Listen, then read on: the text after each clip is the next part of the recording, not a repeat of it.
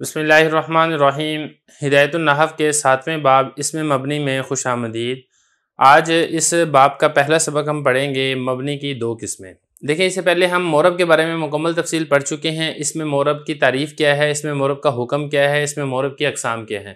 یہاں تک مورب کی بحث مکمل ہو چکی ہے۔ یہاں سے دوسرے نمبر پر اسم کی دوسری قسم اسم مبنی کو شروع کیا جا رہا ہے۔ سب سے پہلے آپ عبارت دیکھ لیں، ترجمہ کریں گے اور آخر میں اس کی تشریح کریں گے۔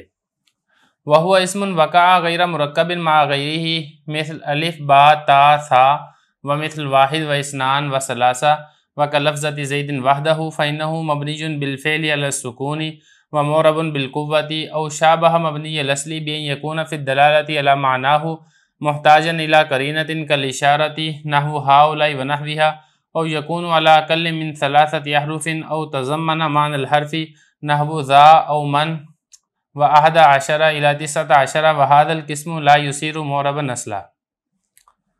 عبارت ہوگی ہے، اس کا ترجمہ دیکھ لیں پھر اس کی تشریح کرتے ہیں۔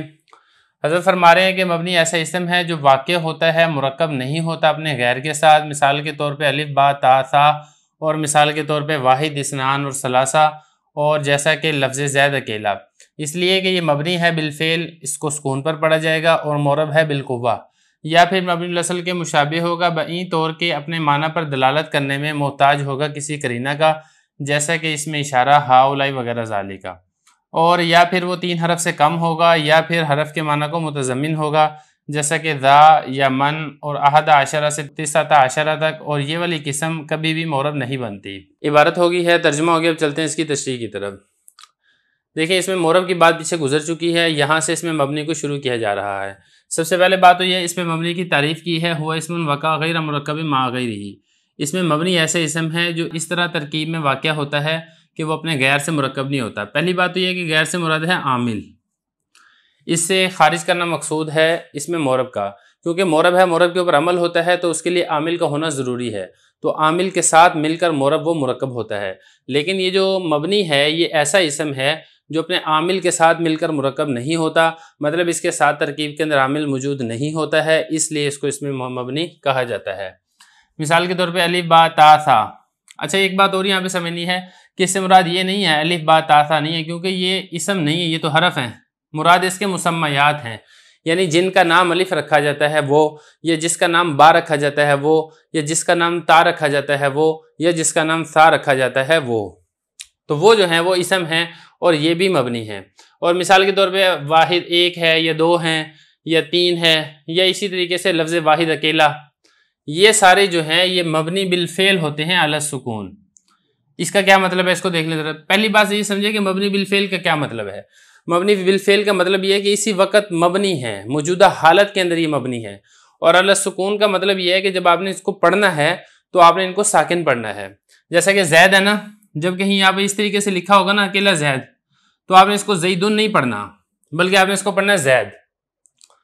یا اسی طریقے سے جو واحد ہے اس کو آپ نے واحدن نہیں پڑھنا، بلکہ آپ نے اس کو پڑھنا ہے واحد۔ یہ اسنانی ہے، اس کو اسنانی نہیں پڑھنا آپ نے، بلکہ آپ نے اس کو اسنان پڑھنا ہے اور اس کو ثلاثہ پڑھنا ہے۔ تو یہ مطلب ہے کہ آپ نے ان کو بالفعل موجودہ حالت میں یہ مبنی ہوتے ہیں اور آپ نے ان کو ساکن پڑھنا ہوتا ہے۔ وَمُعْرَبٌ بِالْقُوَّةِ، اگلی بات یہ کہ یہ بالقوہ معرب ہیں۔ بالقوہ معرب ہونے کا کیا مطلب ہے؟ مطلب یہ ہے کہ ان کے اندر معرب بننے کی طاقت، صلاحیت اور قوت موجود ہے۔ اگر یہ ترکیب کے اندر واقع ہو جائیں گے اور اس سے پہلے کوئی نہ کوئی عامل آ جائے گا تو پھر یہ معرب بن سکتے ہیں۔ مثال کے طور پہ اب یہ زید ہے، یہ ویسے تو زید، یہ اس کو مٹا دیں آپ تو یہ زید مبنی ہے، لیکن اگر آپ اس کے ساتھ کوئی عامل لگا دیں گے، جیسے جا ہے، جا زیدن، تو اب یہ اس وقت معرب بن چکا ہے۔ تو یہ فرمایا کہ جب تک ترکیب میں واقع نہیں ہے تب تک تو یہ مبنی ہے، ترکیب میں واقع ہوں گے تو یہ معرب بن جائیں گے۔ تو یہ فرمایا کہ یہ معرب ہوتے ہیں بالقوہ۔ یہاں تک اس میں مبنی کی پہلی قسم مکمل ہو چکی ہے۔ اب یہاں سے جو نا او شابہ مبنی الاصلی، یہاں سے مبنی کی دوسری قسم شروع کر رہے ہیں، وہ یہ قسم ہے جو مبنی الاصل کے مشابہ ہو۔ اب یہ جو مبنی الاصل ہے نا، کل 3 چیزیں جیسے کہ آپ پیچھے پڑھ بھی چکے ہوں گے، تمام حروف، اور اسی طریقے سے فعل ماضی اور امر حاضر، ان کو مبنی الاصل کہا جاتا ہے۔ اب یہ جو دوسری قسم بیان کریں گے یہ وہ ہے جو مبنی الاصل کے کسی نہ کسی طریقے سے مشابہت رکھتی ہوں گی۔ اب مشابہت کس طریقے سے رکھیں گے؟ یا تو وہ مشابہت رکھیں گے حرف کے ساتھ، یا مشابہت رکھیں گے فعل کے ساتھ، یا مشابہت رکھیں گے امر حاضر کے ساتھ۔ بات کر لیتے ہیں آگے چل کے، دیکھیں ذرا۔ یا دوسری قسم وہ ہے جو مبنی الاصل کے مشابہ ہو، بعید طور کے دلالت کرنے اپنے معنی پر محتاج ہو قرینہ کی طرف۔ اب یہ کون سی بات ہے؟ یہ دیکھیں، یہ پہلی قسم بیان کر رہے ہیں جو مبنی الاصل کے مشابہ ہوتی ہے۔ اب اس میں جو مشابہت ہے نا، اس میں مشابہت ہے فعل کے ساتھ۔ دیکھیں جو فعل ہے نا، فعل اپنے معنی پر دلالت کرنے میں فاعل کا محتاج ہوتا ہے، فاعل کا محتاج ہوتا ہے، معنی حدثی کا محتاج ہوتا ہے۔ یہ دونوں چیزیں پائی جاتی ہیں تو پھر فعل کا معنی سمجھ میں آتا ہے۔ بالکل اسی طریقے سے کوئی ایسے اسماء بھی ہوتے ہیں جو اس مشابہت میں، جیسے فعل اپنے غیر کے محتاج ہوتا ہے معنی پر دلالت کرنے میں، اسی طریقے سے کچھ اسماء ہیں جو اپنے غیر کے محتاج ہوتے ہیں اپنے معنی پر دلالت کرنے میں، تو اس لیے ان کی مشابہت ہو جائے گی فعل کے ساتھ۔ جب ان کی مشابہت فعل کے ساتھ ہو جائے گی تو اس لیے ان کو کہا جائے گا مبنی الغیر اصل، جو کہ مبنی الاصل کے مشابہ ہے۔ یہ فرمایا دوسری قسم وہ ہے جو مبنی الاصل کے مشابہ ہو، بعید طور کے دلالت کرنے میں اپنے معنی پر محتاج ہو قرینہ کی طرف، جیسے کہ اس میں اشارہ ہاؤلائی اور اس کے علاوہ ہیں۔ اب دیکھیں جو اس میں اشارہ ہے نا ہاؤلائی، جیسے کہ آپ کو معلوم ہے جمع مذکر کے لیے استعمال ہوتا ہے، چاہے وہ مؤنث ہو چاہے وہ مذکر ہو، لیکن وہ جو جمع ہے وہ حاضر ہونے چاہیے، تو اس کے لیے اب ہاؤلائی اس میں اشارہ استعمال کرتے ہیں۔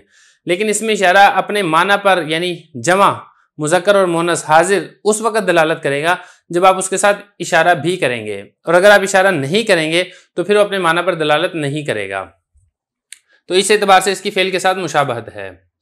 تو یہ فرمایا کہ وہ دلالت کرنے اپنے معنی پر محتاج ہوں گے قرینہ کی طرف، جیسا کہ اشارہ ہے ہاؤلائی، یا کوئی اور بھی اشارہ ہو سکتا ہے، جیسے اس کے علاوہ ذا، ذینی، جتنے بھی آپ نے اس میں اشارہ پڑھ چکے ہیں وہ سارے کے سارے ساتھ ساتھ اشارہ کرنے کے محتاج ہوتے ہیں۔ اور یکون علی اقل من ثلاثۃ احرف، یا پھر یہ جو دوسری قسم ہے اس میں یہ ہوگا کہ 3 حرف سے کم ہوگا۔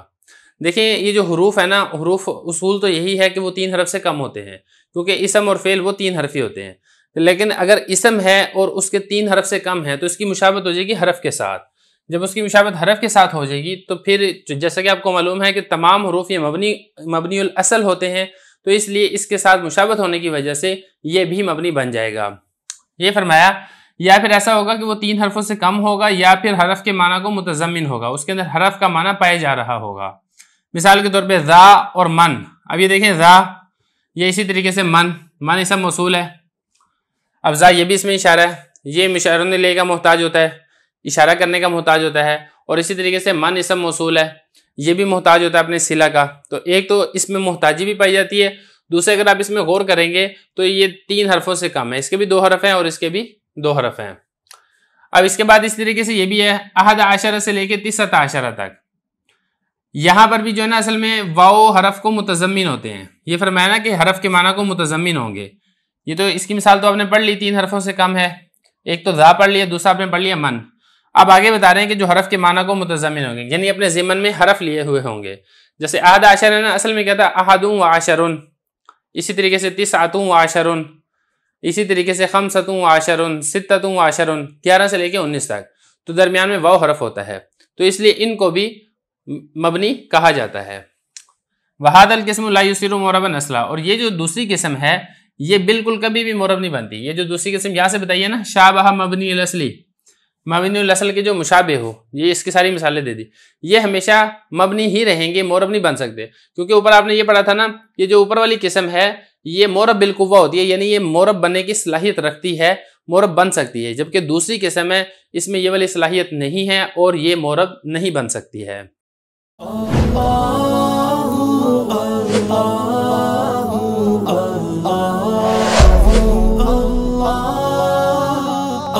Allah